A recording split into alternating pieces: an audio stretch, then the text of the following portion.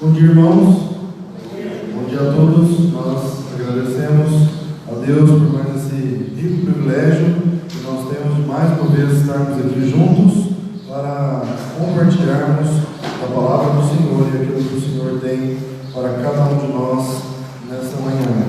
Muito bem, nós temos finalizado os pensamentos na carta de Paulo à igreja de Éfeso, capítulo 6 e os versos de 10 até o verso 18, onde ali nós podemos ver a respeito da armadura, o arsenal que o Senhor tem disponibilizado para nós, uma vez que nós temos a necessidade de enfrentar batalhas espirituais contra inimigos espirituais. Então, de fato, nós temos estudado esse texto e ficou um último aspecto para nós estudarmos, que é o versículo 18, que fala a respeito da oração. Então, no verso 18, Efésios capítulo 6, fala assim: com toda oração e súplica, orando em todo o tempo no Espírito, e para isso vigiando com toda perseverança e súplica por todos os santos.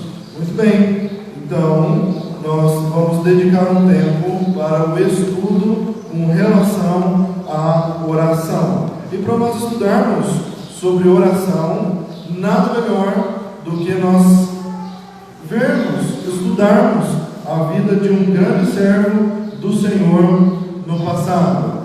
E eu trouxe a luzinha para a gente colocar aqui o texto áureo, Eu acredito que visualmente a gente grava aí para a gente gravar na mente mesmo alguns tópicos, e eu creio que vai ser bem proveitoso. Muito bem, vamos falar sobre oração. Vamos olhar para o Velho Testamento e em quem os irmãos pensam quando falamos em oração? Tem muito, com certeza. Fala o nome. Daniel. É o primeiro que vem na mente, Homem de oração. Foi até jogado na cova dos leões por causa da oração. Mas não é Daniel que nós vamos estudar. Não é Daniel que nós vamos pensar. Alguém arrisca mais algum nome? Quem? Jonas. Jonas? Sim, um homem de oração, um profeta de Deus, mas também não é ele que nós vamos pensar, Realmente, quando nós olhamos para o passado, o Leandro falou, tem vários. Então eu vou colocar aqui o pessoal, e a gente vai descobrir.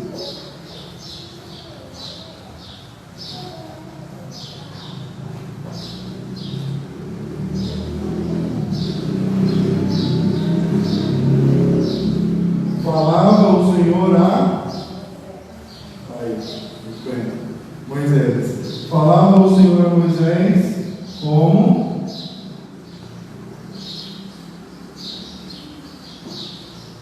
qualquer fala a seu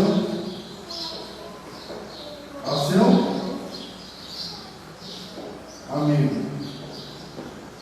Muito bem, esse é o textual da nossa lição, Êxodo capítulo 33 e o verso 11, e a partir do versículo: falava o Senhor a Moisés face a face, como qualquer fala a seu amigo.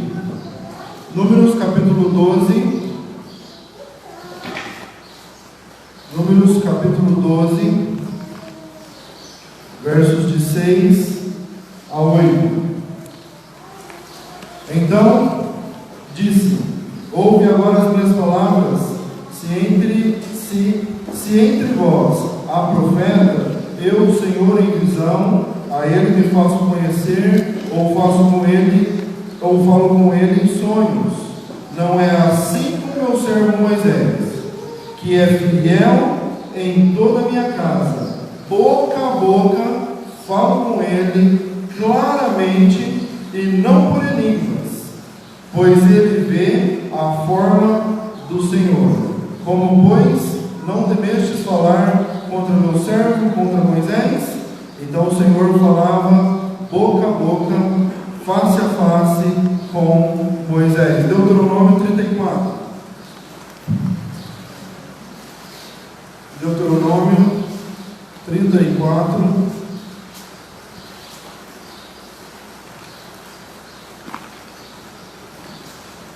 Deuteronômio 34 e 10. Nunca mais se levantou em Israel, logo no seu nascimento, eles foram corajosos e tiveram de esconder Moisés, porque Moisés era um menino formoso aos olhos do Senhor. E no capítulo 6, verso 20, nós vemos ali a genealogia, né? Nós vemos ali tanto Joquebede como Arão, os pais de Moisés e Arão, e eles foram corajosos e tiveram uma vida de fé em esconder Moisés durante alguns meses, e depois que não estava mais tendo como esconder Moisés, porque naquela época o faraó mandou que matasse todos os meninos, e uma grande matança estava naquela terra entre o povo hebreu, as parteiras com muito temor do Senhor, não matando muitas crianças. Algumas crianças estavam sendo salvas, outros estavam perdendo suas vidas, e eles foram corajosos para desobedecer aos homens, ao decreto do rei, e esconder Moisés. Confiaram em Deus, decidiram confiar em Deus, até que não tendo como mais esconder o menino,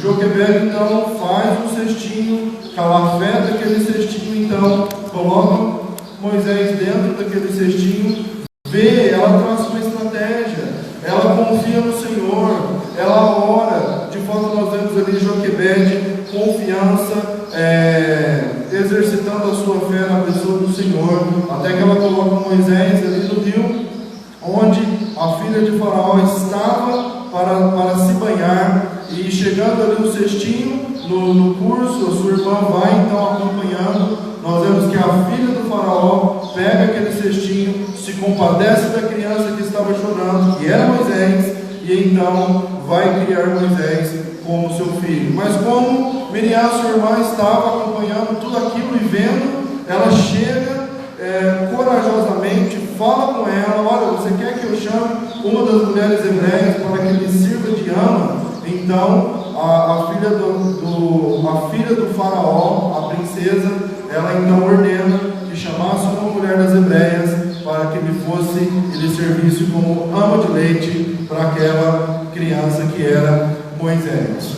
Então nós vemos que não somente Joquebede amamentou Moisés, não somente Joquebede ensinou Moisés as primeiras lições tão importantes, principalmente com relação a Deus, como também ela recebeu o salário para poder cuidar do seu próprio filho, né? Então nós vemos ali o Senhor no controle de todas as coisas. Então, até o momento que Moisés então chegou a hora e ele foi transferido para o Egito, a fim de receber todas as instruções dos egípcios, aprender a língua, aprender sobre datações, aprender sobre aquela cultura egípcia. Mas nós vemos o quanto foi importante aquela primeira infância que Moisés passou no seu lar, juntamente com Joquebede e Arão, naquele lar hebreu, porque quando Moisés teve de sair fugindo do Egito para o deserto, e por 40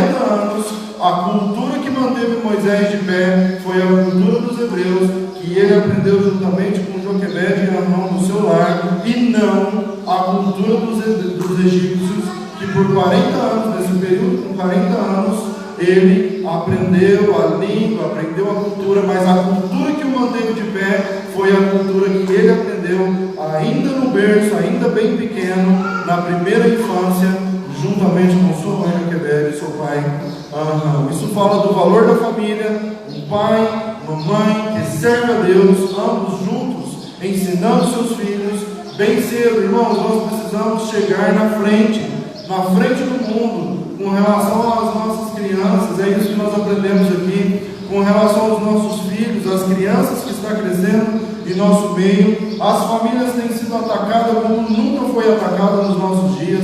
As crianças têm sido atacadas como nunca foi atacada como nos nossos dias. nós não temos pensado, as famílias é alvo de Satanás, as crianças são alvos de Satanás, e nós temos que chegar na frente, porque principalmente a questão da imoralidade está sendo disseminada de uma maneira tão covarde nos nossos dias como nunca foi em toda a história.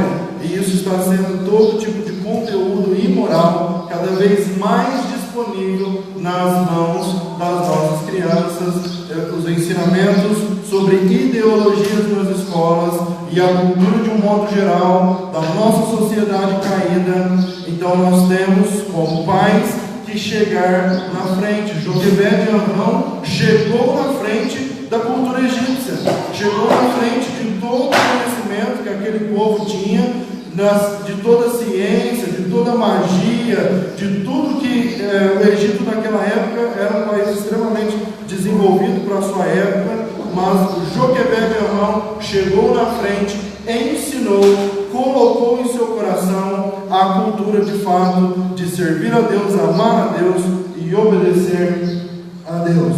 Muito bem, a oração, vamos pensar a respeito de oração. Nós temos que conscientizar que sem oração nós não teremos vitórias. Se nós queremos ter vitórias em nossas vidas, vitória no aspecto espiritual, em nossas batalhas espirituais, vitória em toda a área de nossa vida, sem oração nós não as alcançaremos, porque se somos filhos de Deus, o Senhor trata conosco e Ele vai agir conosco como Ele quer, Ele vai nos moldar a maneira como aquilo que Ele tem para nós, e se nós estamos andando fora do trilho, o Senhor vai recolher a mão, o Senhor vai nos endireitar. Então, se nós queremos ter uma vida de vitória, vitória para com Deus, junto com Deus, vitória contra o pecado, vitória em nossos relacionamentos, nós precisamos desenvolver uma vida de oração. Então, vamos pensar o que é oração. Oração, em primeiro lugar, é buscar um relacionamento íntimo com Deus. Oração é isso, buscar um relacionamento íntimo com Deus, independentemente das circunstâncias. Se as circunstâncias estão adversas ou favoráveis, eu estou buscando um relacionamento íntimo com o Senhor. Eu estou eu estou de fato pagando preço, gastando tempo, buscando mesmo esse relacionamento íntimo com Deus. Segundo aspecto, oração é buscar uma vida de adoração contínua, né? Então é nós reconhecermos quem de fato nós somos e adorarmos a esse Deus, o Deus que criou todas as coisas, os céus, os mares e tudo que neles há, o Deus que providenciou um meio de salvação para nós. Nós estamos reconhecendo quem de fato nós somos, o que nós merecíamos por conta do nosso pecado, mas o que o Senhor fez por nós. Então a adoração é um estilo de vida de adoração contínua. Oração é buscar dependência de Deus. O Senhor sabe tudo aquilo que nós precisamos, o Senhor sabe tudo aquilo que nós temos necessidade, mas quando nós chegamos em oração perante o Senhor, com uma necessidade ou com o desejo de louvar, agradecer e adorar, o Senhor de antemão já sabe o que vamos falar, mas isso mostra para Deus que nós dependemos dEle, que sem Ele nós não somos nada, que sem Ele nós estamos perdidos. Ai de nós, se não for o Senhor em nossas vidas. Então, uma vida de oração é buscar esse senso constante de dependência do Senhor, porque é Ele que tem cuidado de nós. Oração é buscar um poder sobrenatural para nós enfrentarmos batalhas que são sobrenaturais.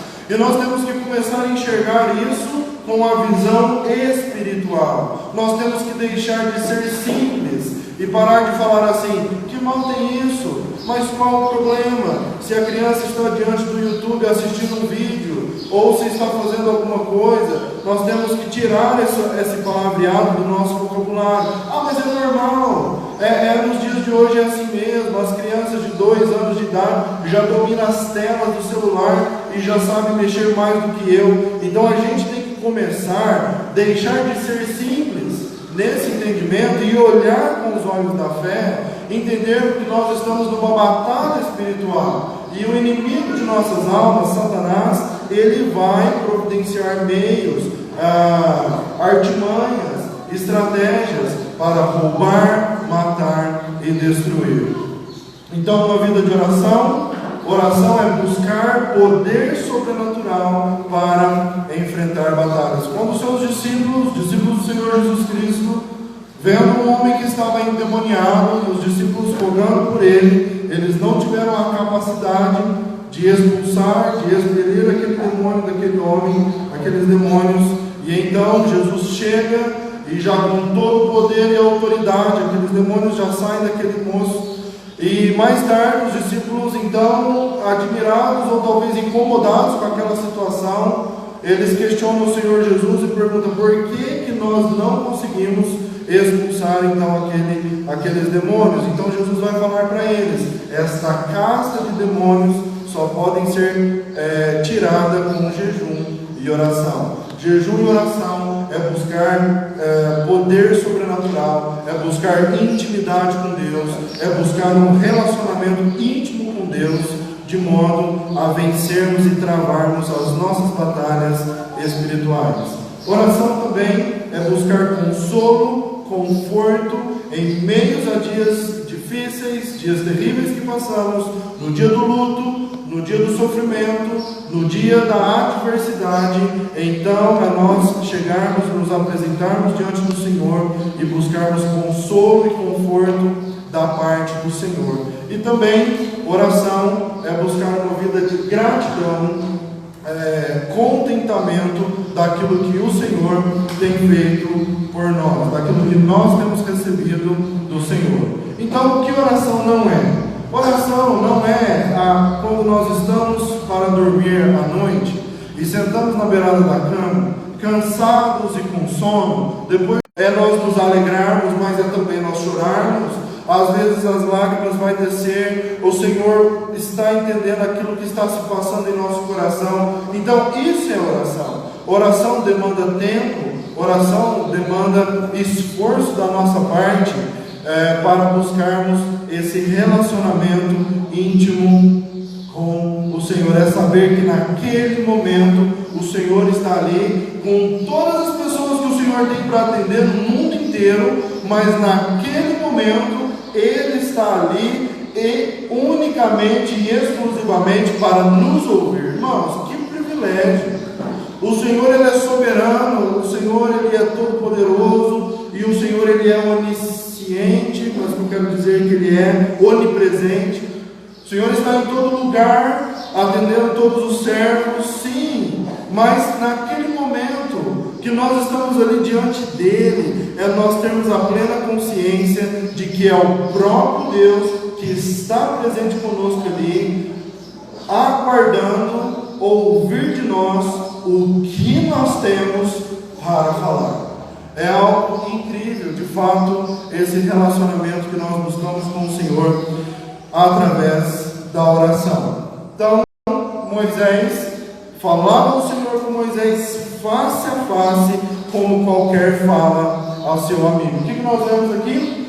Moisés era um homem que gozava de uma intimidade com Deus, que andava com Deus, que buscava agradar a Deus e que nutria essa amizade com Deus. Nutrir a amizade com alguém, quando nós temos um amigo, quando nós somos muito próximos, nós gostamos de agradar, às vezes fazer os mesmos gostos, nós gostamos, isso às vezes nos custa nutrir uma amizade saudável, não é verdade? Quando nós temos um amigo, somos próximos, então nós estamos dispostos a estarmos juntos, a pagar o preço que for necessário para nutrir, para alimentar aquela amizade. E era justamente isso que Moisés fazia com Deus. Moisés fazia questão de agradar a Deus, de se colocar na presença de Deus, de pensar como Deus pensava. Então, quando nós olhamos para esse texto, para vários textos, que fala, o próprio Deus falando para a nação de Israel: se tem profeta no meio de vocês, eu me revelo a eles através de sonho, seja lá o que for. Mas Moisés é diferente. Eu falo com Moisés boca a boca. Eu tenho um relacionamento íntimo com Moisés. Então, nós vamos ver algumas vezes durante o estudo da vida de Moisés, Deus falando com Moisés como Deus, dando ordens: Moisés, faça isso, faça aquilo outro. Nós vamos ver Deus falando com Moisés como Deus, e em alguns momentos nós vamos ver Deus falando com Moisés como um amigo fala com Moisés. Deus atendendo algumas demandas de Moisés, que, a meu ver, extremamente desnecessárias. Mas Deus estava ali com Moisés naquele relacionamento porque ambos queriam estar juntos, gozando daquela amizade, gozando daquela comunhão. E amigos, quando estão juntos, falam de coisas sérias, não falam? Falam de coisas da vida, falam de intimidade, mas também joga a conversa fora, fala de coisas alegres, só para gozar de uma amizade, só para gozar de uma intimidade. Quando Pedro foi encontrar com Jesus naquele mar, durante a quarta vigília da noite, de madrugada, o que Pedro foi fazer lá? O que tinha para Pedro lá? Jesus estava chegando. Jesus poderia dizer para Pedro: calma, Pedro, eu já estou chegando, eu já vou entrar no barco, eu não disse que eu estaria com vocês? Não, mas Jesus para e fala: vem, Pedro. Ali onde Jesus estava não tinha nada demais, mas tinha um relacionamento íntimo. Pedro ia gozar de uma experiência única e particular com o Senhor, de algo sobrenatural, de algo extraordinário que Pedro estava gozando ali junto com o Senhor. Então, esse relacionamento de amizade que Moisés tinha com Deus, às vezes eles estavam juntos porque gostavam de estar juntos e estavam conversando sobre coisas que aparentemente desnecessárias, mas aquilo trazia um relacionamento, experiência particular, íntima entre Moisés e Deus, porque eles eram amigos. E é esse tipo de relacionamento que nós temos que desejar, esse tipo de relacionamento que nós temos que buscar com Deus através da oração. Vamos caminhar.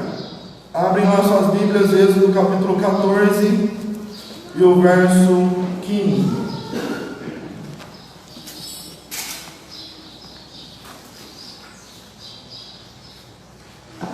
Quem achou pode ler. Êxodo 14 e 15.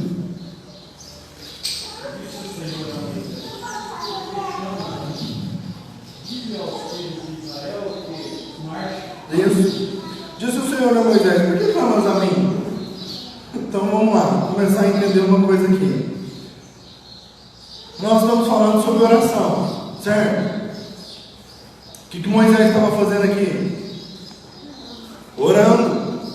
Olha assim, ó. O que Moisés estava fazendo aqui? Orando. Era isso que Moisés estava fazendo. O que o Novo Testamento fala? Que devemos fazer? Orar sem cessar. Mas então, nessa ocasião, Moisés chega diante do Senhor e começa a orar. O Senhor vira para Moisés e fala: Moisés, o que você está fazendo, meu filho? Por que você está orando? É interessante, porque nós temos que entender que num relacionamento com Deus, nós vamos saber exatamente o momento que nós temos que ir com os joelhos no chão e a nossa voz diante do Senhor em oração, e momentos que nós vamos precisar de agir. Aqui, nesse momento, Deus já tinha falado para Moisés o que era para fazer, o mar vermelho estava na frente, Faraó estava vindo atrás. O que Deus fala para Moisés? Moisés, levanta, agora não é hora de orar, é hora de agir. Vai, porque Faraó está vindo aí com os milicianos e eles têm porrete na mão, eles vão pegar vocês. Então vai, Moisés, levanta, vamos. Imaginamos Moisés, era gaguinho, não era? Então é isso, relacionamento íntimo. Deus mostrando para Moisés que hora de oração é hora de oração, mas trazer a ação para uma vida de oração. Oração só por si só, no sentido mecânico e no sentido de não buscar realizar aquilo que estamos pedindo, muitas das vezes não vai surtir efeito, porque precisa de ter ação. Então o que nós vemos nesse texto? Disse o Senhor a Moisés: Moisés, por que clama a mim? Diz aos filhos de Israel que marchem.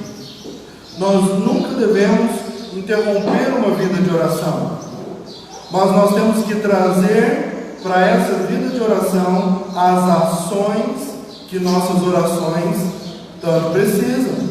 Tem coisas que nós resolvemos com o joelho no chão e os nossos lábios, em oração com o Senhor.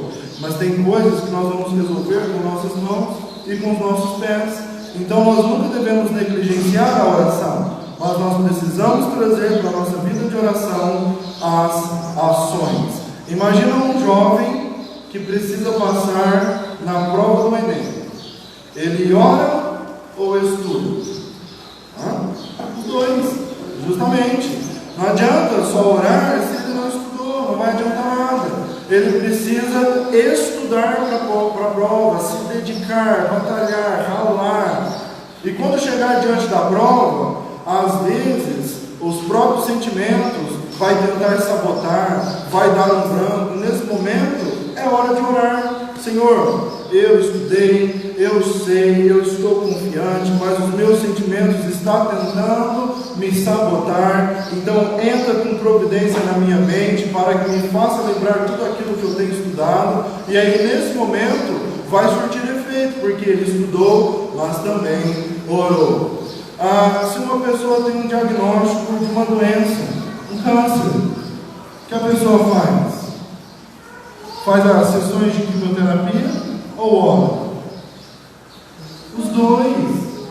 Não vai adiantar só orar, uma vez que o Senhor disponibilizou a medicina, a tecnologia e a medicação está aí. Nós temos irmãos aqui que passaram por essa experiência e poderiam dar os seus testemunhos, mas tem a necessidade de enfrentar uma sessão de quimioterapia, e os irmãos estão aqui para falar o quanto é difícil enfrentar uma sessão de quimioterapia. E aí nesse momento pode orar e falar: Senhor, eu preciso dessa medicação, eu sei que eu não vou ficar bem, eu sei quanto isso vai fazer, provocar mudanças no meu organismo, na minha mente, mas seja comigo, abençoa, Senhor, essa medicação no meu corpo, no meu organismo, e faça de fato aquilo que for a vontade do Senhor.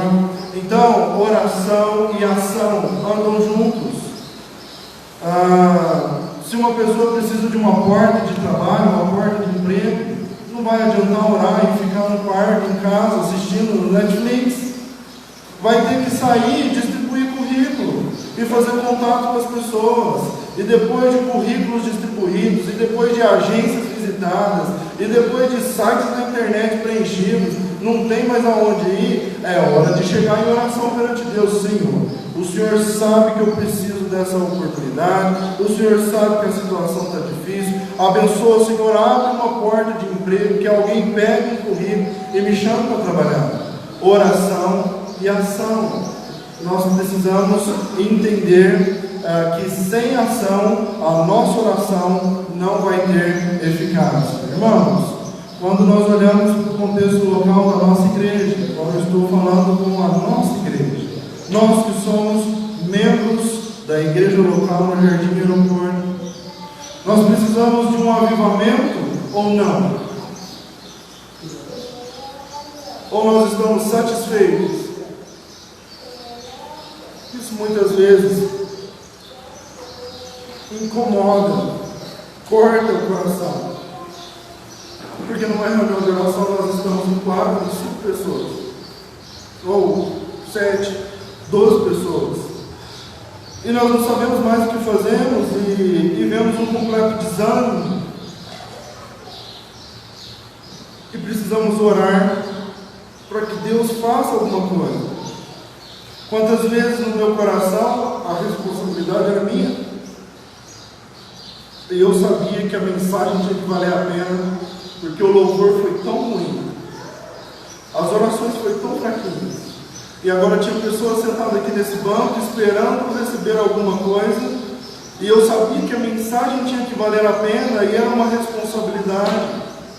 As pessoas esperando para serem exortadas, para serem animadas, para serem edificadas, e muitas das vezes nós entramos numa reunião e saímos do mesmo jeito.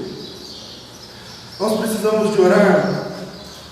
Sim, nós precisamos de orar, mas nós precisamos agir, nós precisamos ter a atitude de fazer alguma coisa, de fazer aquilo que está ao nosso alcance.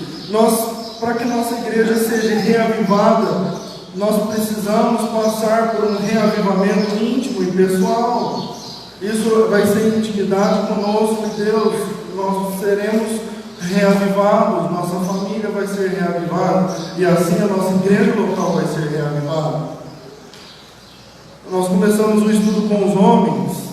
No primeiro estudo nós estávamos em 14 homens, ainda tinha faltado o Aziz e o Júlio, ou seja, um grupo de 16 homens.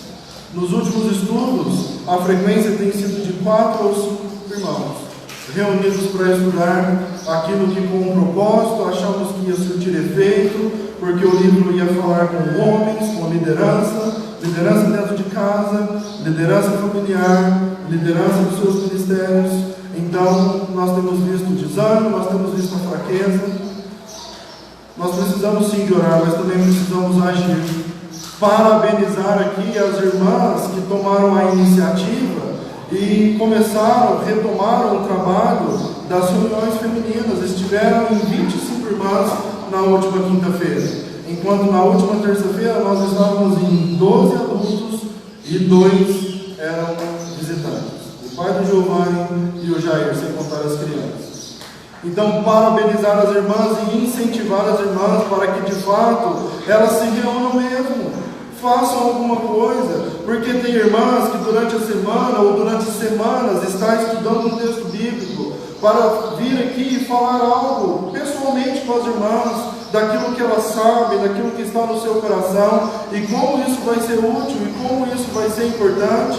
Então, parabéns, irmãs, continuem firmes. Nós temos que fazer alguma coisa, nós não podemos aceitarmos, nós temos que vislumbrar a nossa igreja daqui a uns anos. Eu tenho que almejar como essa igreja vai estar daqui a uns anos, e eu tenho que batalhar para isso. Para isso nós precisamos de uma vida de oração, sim, mas também agir. Agir significa que aquilo que o Senhor colocou para que eu faça, eu tenho que fazer o melhor. Se eu tenho um ministério para desenvolver, eu tenho que fazer o melhor de mim, não o melhor que o outro. Eu não tenho que fazer melhor do que o Chirente, eu não tenho que fazer melhor do que o Giovanni, eu tenho que fazer melhor do que o André. Eu tenho que dar o meu melhor para estar presente, para realizar o trabalho, para desenvolver esse ministério que o Senhor tem colocado a cada um de nós para que nós fizéssemos. Então, quando isso começa em mim, quando através de uma vida de oração, o nosso relacionamento com Deus ser transformado, nós vamos ser avivados, a nossa família vai passar por um processo de avivamento e, consequentemente, a nossa igreja também vai ser uma igreja reavivada. Mas então, se pensarmos que apenas alguns indivíduos, ou se limitando a algumas famílias, que corajosamente decidirem hoje mudar de atitude, buscar um relacionamento íntimo com Deus através da oração, e essa igreja não for reavivada até os dias que o Senhor voltar para nos levar e para nos buscar, saiba que o ganho foi grande para a pessoa como indivíduo e para a família que teve esse reavivamento. É isso que nós precisamos, irmãos. É justamente isso. Então, nós não teremos prejuízo, jamais. Muito pelo contrário, mas nós precisamos trazer a ação para a nossa vida de oração. Caminhando mais um pouco, Efésios capítulo 6, versos 2 e 3. Quem achar pode ler.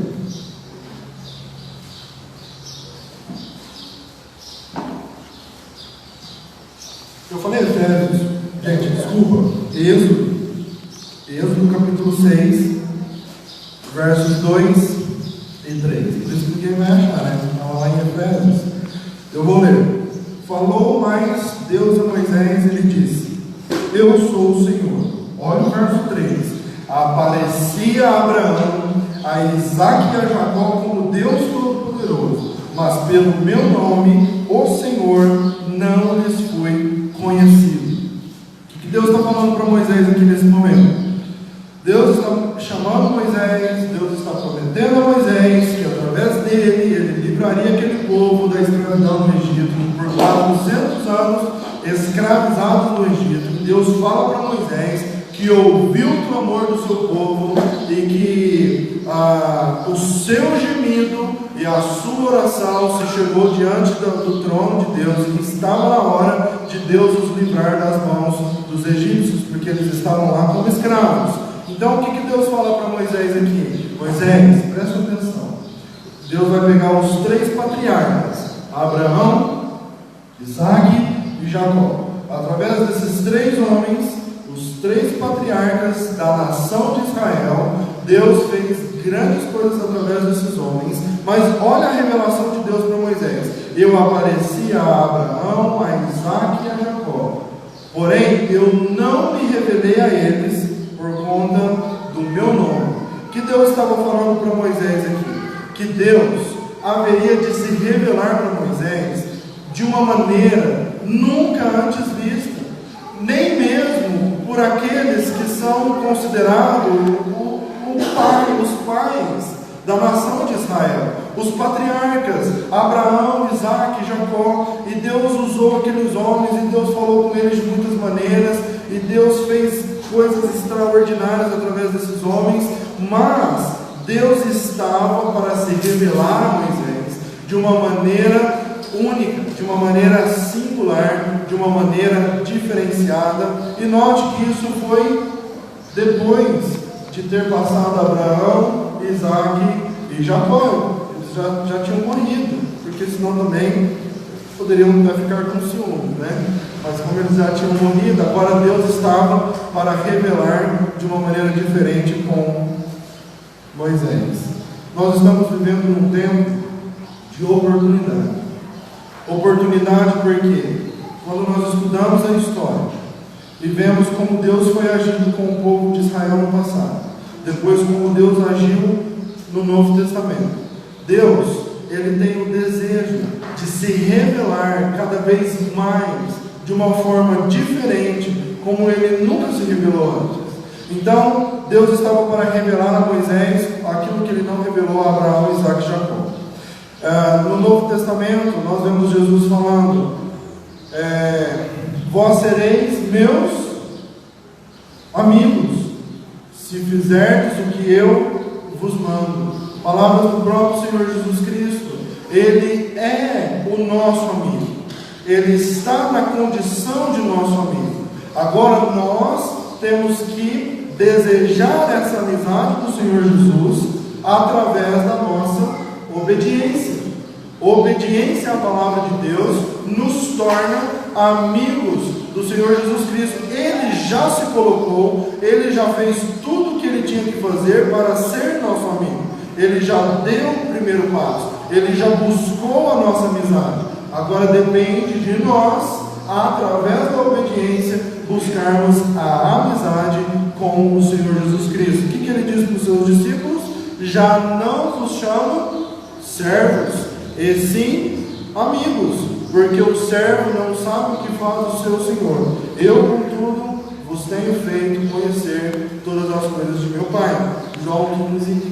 Então Jesus, Ele tem mostrado de uma maneira muito clara que Ele tem se colocado como nosso amigo, e basta que cada um de nós vamos agora nos valorizar essa amizade, investir nessa amizade, gastar tempo, entender o que Ele pensa, como o que agrada a Ele, para que nós também possamos agradá-lo e ser seus amigos. Nós temos uma oportunidade tremenda, porque nós temos a Bíblia.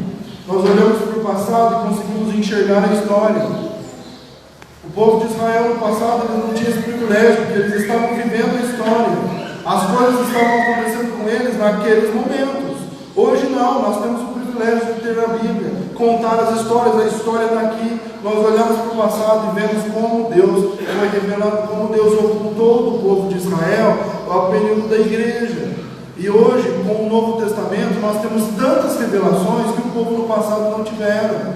Então nós temos um rico privilégio de vivermos no tempo que nós vivemos, com tanto conhecimento e ainda a disposição do Senhor em se fazer conhecido por nós. Mas basta que nós busquemos então esse relacionamento. O que Paulo disse aos coríntios? Acaso não sabeis que sois vós templo do Espírito Santo? O Senhor habita em nós. Então esse relacionamento é um relacionamento íntimo que nós devemos buscar, que nós devemos nutrir e investir nesse relacionamento. Vamos caminhar mais um pouco, Êxodo 32 e o verso 32. Êxodo 32 e 32.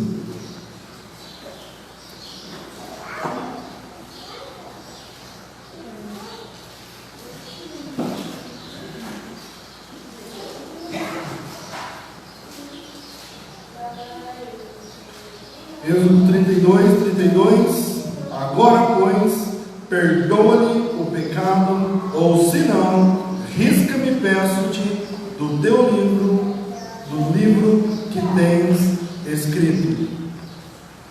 Quem está falando essas palavras? Quem está falando essas palavras? Moisés. Com quem que ele está falando essas palavras? Com Deus. Note bem, o que Moisés estava fazendo? Moisés estava orando. Ele chega diante de Deus e fala: agora, pois, perdoa-lhe o pecado, ou se não, pode riscar o meu nome do livro que tu tens escrito. Por que Moisés está falando assim com Deus? Parece que ao olharmos assim a gente não consegue entender quanta ousadia de Moisés falar dessa forma com Deus. Mas que petulância de Moisés chegar diante de Deus de ouro. O povo estava adorando aquele bezerro de ouro. O povo pecou. E aquilo lhe foi abominação aos olhos de Deus.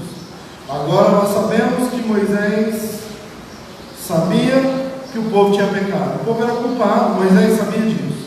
Agora ele chega na presença de Deus e fala para Deus: perdoa o povo, porque se o Senhor não perdoar, o Senhor pode tirar o meu nome do livro que o Senhor tem escrito.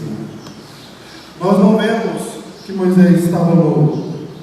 Pelo contrário, nós vemos aqui, talvez a primeira vez na Bíblia, um homem que se parecesse tanto com Deus, exceto o Senhor Jesus Cristo. Porque Moisés estava nesse relacionamento de glória em glória, sendo transformado à imagem e semelhança de Deus. Moisés passava tanto tempo com Deus, nutria tanto esse relacionamento com Deus, que Moisés já estava pensando como Deus pensa. Moisés já amava aquilo que Deus amava. Moisés já sabia entender que o que Deus odeia, ele também odeia. O que Deus ama, ele também ama. Então, na verdade, o que Moisés está dizendo para Deus aqui é o seguinte: Senhor, o povo pecou, mas o Senhor me deu esse povo para conduzir até aquela terra. E eu amo tanto esse povo, que se o Senhor não perdoar esse povo, não adianta só eu entrar. Eu amo demais esse povo, igual o Senhor ama. E eu não tenho condições de perdoar o pecado do povo. Eu sei que eles pecou. E quem tem condição de perdoar o pecado do povo é o Senhor. Então o Senhor perdoa o pecado do povo. Ou se não, o Senhor pode riscar o meu nome desse livro, porque não faz sentido eu entrar sozinho. Não faz sentido eu estar lá e esse povo não está. Então nós vemos que Moisés estava pensando como Deus pensava. Moisés estava amando aquilo que Deus amava. Moisés tinha no seu relacionamento com Deus, ele estava se parecendo exatamente com Deus.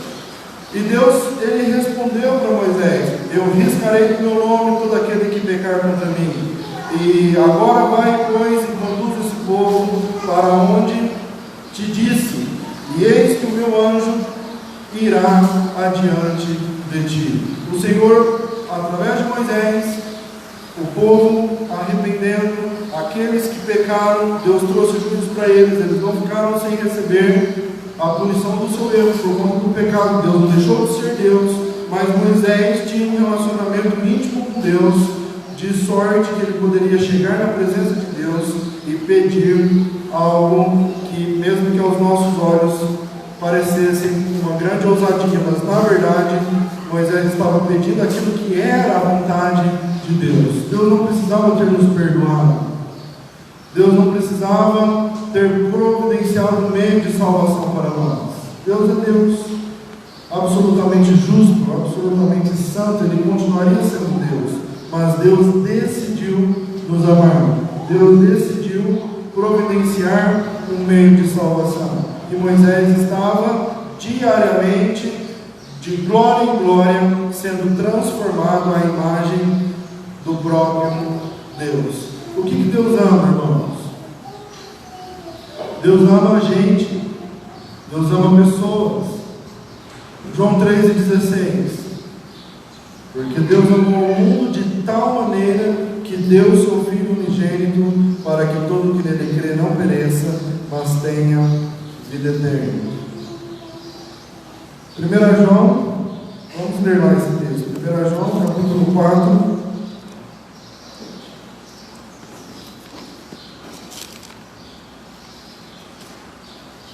1 João capítulo 4, verso 7. Amados, amemos-nos uns aos outros, porque o amor procede de Deus, e todo aquele que ama é nascido de Deus e conhece a Deus. Aquele que não ama, não conhece a Deus, pois Deus é amor. Verso 10: nisto consiste o amor, não em que nós tenhamos amado a Deus, mas em que Ele nos amou e enviou seu Filho como propiciação pelos nossos pecados. Amados, se Deus de tal maneira nos amou, devemos nós também amar uns aos outros. Verso 19: nós amamos porque Ele nos amou primeiro. Verso 20: se alguém disser ama a Deus e odiar o seu irmão, é mentiroso, pois aquele que não ama o seu irmão a quem vê, não pode amar a Deus a quem não vê. Ora, temos na parte dele este mandamento, que aquele que ama a Deus, ame também o seu irmão. Deus ama gente, Deus ama pessoas, indivíduos, por isso que Ele providenciou um meio de salvação. Óbvio que o amor de Deus não é um amor irresponsável. O amor de Deus, Ele ama com justiça, Ele não aceita o pecado, Ele ama com santidade, Ele não tolera o pecado na sua presença, Ele aponta o dedo para o nosso pecado, para quem de fato nós somos e qual é a condição que nós estamos nesse momento. Óbvio, Deus é santo, absolutamente santo, mas Ele ama o pecador, Ele ama as pessoas. Acontece que muitos crentes nos nossos dias amam a Deus, ou pelo menos dizem que amam a Deus, mas tem inúmeras contendas com os irmãos. Esquisito. A Bíblia mostra que isso é mentiroso. Aquele que diz que ama a Deus, mas não consegue perdoar uma ofensa do seu próprio irmão. Aquele que nutre mágoa, rancor dos relacionamentos interpessoais que nós temos no seio da igreja, ou no âmbito familiar, nos nossos relacionamentos uns com os outros, principalmente como irmãos. Nutrir sentimento de amargura, de rancor, falta de perdão. Na verdade, nós queremos vingança. Quando nós não liberamos perdão para o irmão que nos ofendeu, nós queremos vingar. Nós não queremos entregar a Deus, mas no fundo, é isso que eu quero, que Ele sinta mal, que Ele receba a punição daquilo que Ele fez comigo, e se eu puder retribuir, eu vou retribuir. É isso é essa atitude quando nós não estamos dispostos a perdoar uns aos outros. O apóstolo Pedro chegou para Jesus e perguntou: Mestre, quantas vezes nós devemos perdoar? Jesus responde: não somente 7, Pedro, mas 70 vezes 7. Ou seja, Jesus estava falando para Pedro: quantas vezes for necessário, mas uma atitude, uma disposição de nós perdoarmos. E muitas das vezes nós que fomos ofendidos, dar o primeiro passo em relação ao ofensor e buscar a reconciliação, e buscar o perdão, e buscar resolver aquele problema interpessoal que nos nossos relacionamentos muitas das vezes é inevitável. É inevitável, porque se tem duas cabeças pensando e um decide uma coisa, quer uma coisa e outro quer outra, nós vamos ter um problema de relacionamento. Então nós precisamos aplicar o perdão para que isso seja curado. Quando nós liberamos perdão, eu vou isentar a pessoa, não propriamente da culpa, mas de eu condenar aquela pessoa por conta do seu pecado contra mim, e eu estou entregando a Deus, porque Deus é justo para julgar, Deus vai tratar, Ele tem condições de fazer, porque a nossa justiça não promove a justiça de Deus. E em último caso, Deus, Ele é vingador. É Ele que pertence a Ele toda vingança contra o pecado. Pertence a Deus toda a justiça. Ele vai julgar todas as coisas. Nós não temos condições de julgar o nosso irmão. Por isso que nós temos, para resolver problemas de relacionamentos interpessoais, buscar o perdão, o amor de um para com o outro. Então é justamente isso. Deus ama a gente, Deus ama pessoas, apesar de não aceitar e apesar de não tolerar o pecado na sua presença. Então, muitas das vezes dizer que ama a Deus é fácil, mas amar aquilo que Deus ama que é difícil. Ou odiar aquilo que Deus odeia que é difícil. Porque aquilo que Deus odeia, muitas das vezes, nos traz satisfação carnal. E é um pecado, ou pelo menos um pensamento, seja lá o que for. Então nós temos que começar nesse relacionamento íntimo com Deus, nessa vida de oração, que é só ali que nós podemos crescer nesse relacionamento, numa vida diária de oração. Nós vamos começar a amar aquilo que Deus ama, pensar como Deus pensa, e odiar aquilo que Deus odeia. E era justamente isso que Moisés estava falando para Deus. O último texto para nós terminarmos os nossos pensamentos hoje, essa manhã, Êxodo 33, versos 17 e 18. Disse o Senhor a Moisés: farei também isto que disseste, porque achaste graça aos meus olhos, e eu te conheço pelo teu nome. Então lhe disse: rogo-te que me mostres a tua glória. Está aqui mais uma vez Moisés e Deus. Está os dois ali juntos, porque são amigos e estão desfrutando dessa comunhão como amigos. Aí Moisés, depois de ter visto tudo que Deus fez por ele, depois de ter visto o mar abrir, o mar fechar sobre Faraó, depois de ter visto muitos milagres, o pão do céu desceu, as cordonizas chegou, a água que saiu da rocha, depois que Moisés viu tantas coisas que Deus fez, agora estão os dois ali nesse relacionamento de amizade, de cumplicidade, de intimidade, Moisés e Deus. Aí Moisés, não se contentando, ele vira para Deus e fala: Senhor, mostra-me a tua glória.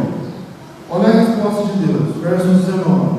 Respondeu: farei passar toda a minha bondade diante de ti, e te proclamarei o meu nome, e proclamarei o nome do Senhor. Terei misericórdia de quem eu tiver misericórdia, e me compadecerei de quem eu me compadecer. E acrescentou: não me poderás ver a face, porquanto homem nenhum verá minha face e viverá. Disse mais o Senhor: eis aqui um lugar junto a mim, e tu estarás sobre a penha. Quando passar a minha glória, eu te porei numa fenda da penha, e com a mão te cobrirei, até que eu tenha passado. Depois, em tirado eu a mão, tu me verás pelas costas, e a minha face não se verá. Olha Deus atendendo uma demanda que aparentemente desnecessária de Moisés, mas desnecessária para nós. Mas para Moisés isso significa um relacionamento. Moisés estava passando de grau no relacionamento com Deus. Moisés estava passando por uma fase tão superior de um relacionamento íntimo, dele poder chegar para Deus e pedir para Deus revelar para ele a sua glória. Agora o que Deus fala: Moisés, perigoso isso que você está pedindo, mas vamos lá, eu vou te colocar numa penha, eu vou te colocar numa pedra, você vai olhar por uma fenda, eu vou passar, e quando eu estiver de costa, você pode olhar, porque ninguém verá minha face e continue vivo. Ou seja, ninguém poderia olhar para a face do Senhor sem que morresse. Por isso que Isaías, naquela visão do trono, ele tremeu diante do Senhor e disse: ai de mim, estou perdido, porque sou homem de impuros lábios e habito no meio de um povo de impuros lábios, e os meus olhos viram o Senhor. Por isso que Isaías tremeu diante daquela visão, diante de Deus. Agora aqui Moisés pede para que o Senhor lhe mostre. Agora Deus, além de atender a essa demanda de Moisés, atender um desejo íntimo do seu coração, Deus ainda tem o cuidado de cuidar de Moisés, para que ele não morra.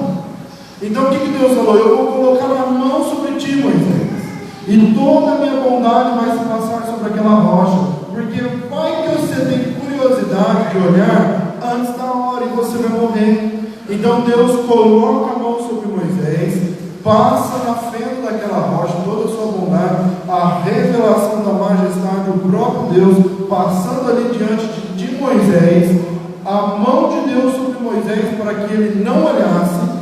Então, quando então ele passou e por detrás, Deus tira a mão para que Moisés pudesse contemplar as costas de Deus, uma vez que Deus estava acabando de passar naquela rocha. Então nós vemos Moisés e Deus desfrutando de um relacionamento íntimo, Deus querendo se relacionar com Moisés, sim. Deus buscava falar com Moisés, Deus buscava se relacionar com Moisés. Quando Moisés subia no monte para orar ou para receber as leis poderiam ser dadas, entregues, ele poderia ir falar com o povo, mas ele ficava dias, semanas lá na presença de Deus, e ambos juntos, gozando daquela comunhão, daquela intimidade, Deus querendo se revelar para Moisés, Moisés nutrindo aquele relacionamento íntimo com Deus, e ele pôde gozar de uma vida extraordinária na presença de Deus. Irmãos, é justamente isso que nós vamos pensar durante esses dias que estaremos meditando sobre a vida de Moisés. Foi sempre assim? Não. Moisés teve que aprender muitas coisas. Moisés teve que aprender sobre uma coisa muito importante que nós vamos estudar semana que vem, sobre identidade. E Moisés teve que aprender quem de fato ele era. Não foi sempre assim. Teve um processo, teve um investimento, teve atitudes que levou esse relacionamento extraordinário de Deus para com Moisés. Então, falava o Senhor a Moisés face a face, como qualquer fala a seu amigo. E é justamente esse tipo de relacionamento que nós vamos ser desafiados a buscar em nossas vidas por meio de uma vida de oração. Que o Senhor nos abençoe, que o Senhor aplique a sua palavra em nossos corações nessa manhã.